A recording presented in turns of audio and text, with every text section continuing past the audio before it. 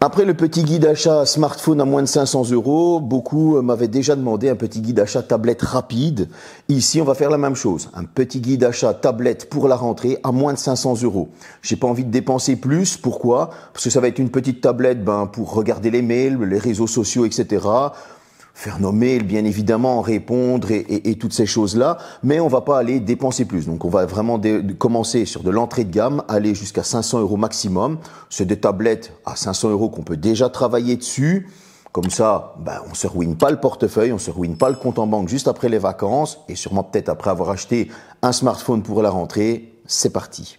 On part directement sur Amazon, on va rechercher la Redmi Pad et là on a plusieurs petits modèles. On a la Redmi Pad SE qui est une entrée de gamme, on est aux alentours des 139 euros, comme on peut le voir, on est à un super prix d'entrée de gamme, 128 Go de stockage, 4 Go de RAM. Vous avez compris que c'est une petite tablette d'entrée de gamme, donc ce sera plus pour regarder des vidéos, aller sur les réseaux sociaux, etc., que travailler, bien évidemment. Si on cherche encore et toujours chez Redmi, là, on peut regarder qu'il y a la Redmi Pad Pro. Alors, cette Redmi Pad Pro, elle est à 253 euros. On a 6 Go de RAM, 128 Go de stockage, un écran de 12 pouces. On va avoir une meilleure caméra, un écran 120 Hz. Bref, on va avoir une tablette qui est beaucoup mieux, avec une meilleure image, bien évidemment. Donc, on aura une meilleure résolution pour regarder nos films, nos séries, etc., etc. Là, je cherche un petit peu voir si on peut trouver des meilleurs prix. En tout cas, les tablettes que je vous propose ici seront mises directement dans le descriptif avec un lien pour que vous puissiez les retrouver. Tout de suite, on va aller voir maintenant chez Xiaomi. Bon, forcément, on va retrouver plus du haut de gamme, parce qu'il faut savoir que Redmi Poco appartiennent à Xiaomi, mais il y a aussi différentes gammes. Donc chez Xiaomi, moi ce que je vous propose actuellement, c'est de regarder aux alentours de la Xiaomi Pad 6, qui je trouve a attrapé un excellent rapport qualité-prix. 8 Go de RAM, 128 Go de stockage, on a une super résolution, 144 Hz. Bref, on a vraiment une bonne petite tablette ici qu'on va commencer à pouvoir bosser dessus. Et là, c'est pas pour nous déplaire du tout, on a quelque chose d'assez propre. Je sais qu'il y a la Xiaomi Pad 6S Pro, mais comme j'ai dit, je ne veux pas dépasser tout simplement les 500 euros.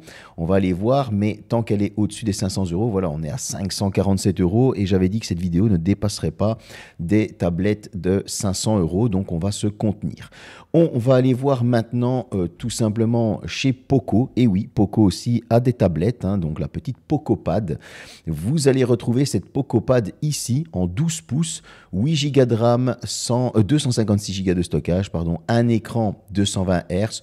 On est sur une très très bonne résolution, une charge de 33 watts. Bref, vous l'avez aussi compris, on est sur une très bonne tablette qui va nous faire nos réseaux sociaux, aller nos mails, etc., etc. On pourra faire pas mal de petites choses sympas dessus. Maintenant, on va aller regarder du côté de Realme. Bon, là, on est plus sur de l'entrée de gamme de nouveau, petite tablette basique pour le soir, pour regarder les mails, pour regarder nos réseaux sociaux, quelques vidéos sur YouTube, etc., etc. On est sur un tarif de 137 euros, mais on est limité à 64 Go de stockage et une charge de 18 watts. Vous me direz, ouais, là, par rapport, par exemple, à la Redmi ou la Poco, c'est moins intéressant. Mais voilà, au moins comme ça, je propose différentes choses à tout le monde.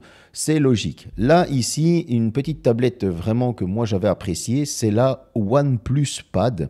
Alors, on est sur un Dimensity 9000. On a une super tablette avec un 144 Hz, 8 Go de RAM, 128 Go de stockage. Je vous la mettrai aussi dans le descriptif parce que c'est une très bonne tablette. Si on continue, on va chez Oppo et là, on va prendre la Oppo Pad Air qui a été testée sur ma chaîne YouTube. Donc, vous pouvez bien évidemment retrouver le test. On est sur 220 euros, mais attention, 220 euros, nous sommes en 64 Go. Bon, ça peut faire un peu pour certains. Donc, à vous de voir si cela vous convient. Moi, je vous mettrai le lien dans le descriptif. Attention qu'il ne reste pas beaucoup de tablettes. Le prix risque de changer entre-temps, du moment que je fais la vidéo et que je poste la vidéo. Une très bonne tablette que j'ai testée et que ça, je continue à le dire, c'est la petite Honor Pad 9. Avec un très bon prix ici, 229 euros, 256 Go de stockage, 8 Go de RAM, on a un écran 2,5K, du 120 Hz, 8 haut-parleurs, le petit Snapdragon 6 Gen 1 fait très bien son travail. Alors on va pas faire du professionnel dessus, mais on va dire qu'on peut faire quand même, allez, on va dire du semi-pro, dans le sens, on peut répondre à nos mails, etc., etc. Bref, c'est une tablette qui va pouvoir convenir aussi à pas mal de monde. Je pourrais vous proposer la Honor Pad X9, mais j'ai été moins convaincu que par sa petite sœur, la Pad 9, qui, elle, m'a totalement plu. Pour moi, c'est une excellente petite tablette. Vous voyez, je ne suis pas contre Honor du tout quand ils font du très bon travail. Maintenant, on continue. On va aller voir du côté de Lenovo. Alors, les Lenovo Pad, là, j'en ai retenu deux. Je vous conseille de partir tout simplement sur la Lenovo Tab Plus. Pourquoi? Parce que je trouve qu'elle a un excellent écran, de très bonnes petites performances. On est déjà sur de l'Android 14, 128 Go de stockage, 8 Go de RAM. On a un Helio G99 de chez Mediatek. C'est une tablette Wi-Fi et Bluetooth. Et le son Dolby Atmos est géré par JBL. Bref, on a une bonne tablette. Si on n'a pas envie de mettre cette somme-là, qu'on veut retrouver quelque chose d'un petit peu moins cher, on a 4 Go de RAM, 128 Go de stockage. On est sur un Helio G88 un peu moins puissant, mais on sera sur de l'Android 13. C'est tout simplement la Lenovo Tab M11 que certains de mes abonnés ont déjà acheté et en tout cas ils en sont très contents, mais on reste là sur une tablette un peu plus basique. Le Pen, je parlais du stylet, est offert. On est sur une tablette un peu plus basique forcément, donc voilà, on sait ce qu'on va faire avec, à part de la vidéo, un peu de réseaux sociaux, etc. Une tablette que j'ai bien appréciée, personnellement aussi, c'est la Google Pixel tablette, tout simplement. Elle est totalement dans la lignée des Google Pixel. Elle fait bien son petit travail, 128 Go de stockage, 8 Go de RAM. On va avoir le processeur de chez Google, bien évidemment, un écran de 11 pouces. On est à moins de 400 €, mais là, on se dirige vraiment déjà sur une bonne tablette avec laquelle on va pouvoir travailler tous les jours. Vous allez avoir quand même pas mal de mises à jour, hein. Ils ont prévu, je pense, si je ne me trompe pas, jusqu'à 6 ans de mise à jour sur cette Google Pixel tablette. Donc, on est vraiment sur quelque chose de très, très, très, très bon. Je vous la conseille vivement. Le lien est dans le descriptif. Si on continue, forcément, qui dit tablette dit Samsung, hein, on ne peut pas passer à côté des Galaxy Tab. On va aller directement sur la Galaxy Tab A.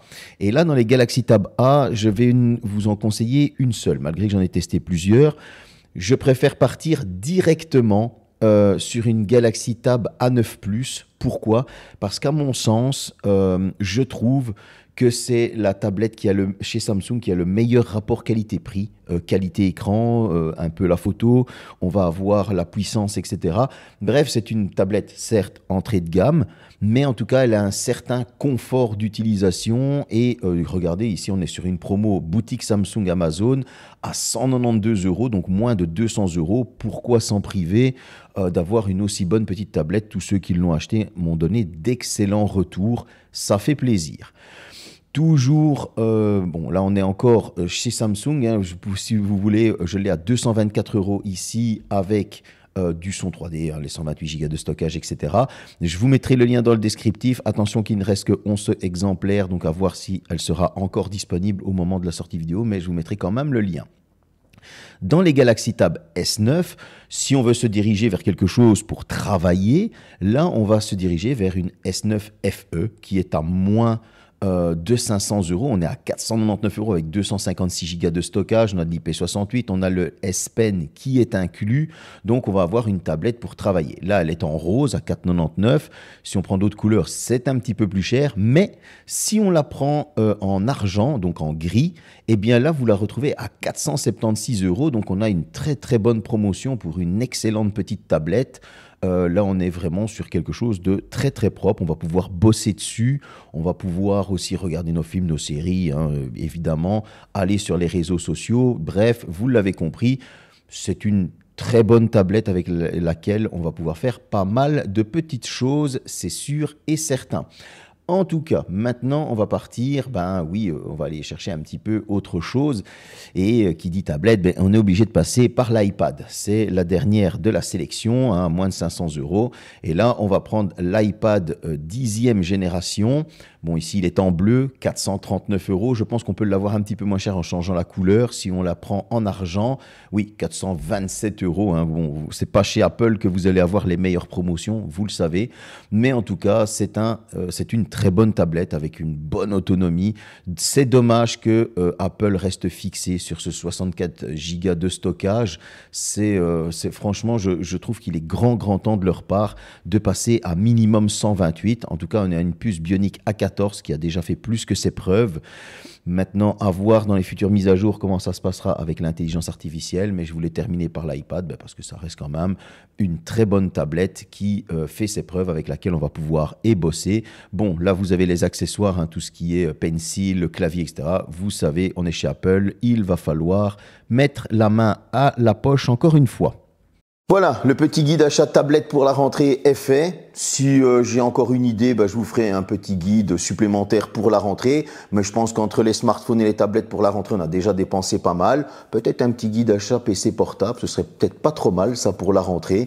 Je vais y penser. En tout cas, je vous mettrai ça directement sur YouTube. Donc restez connectés. Merci de me suivre. Vous êtes de plus en plus nombreux. Salut.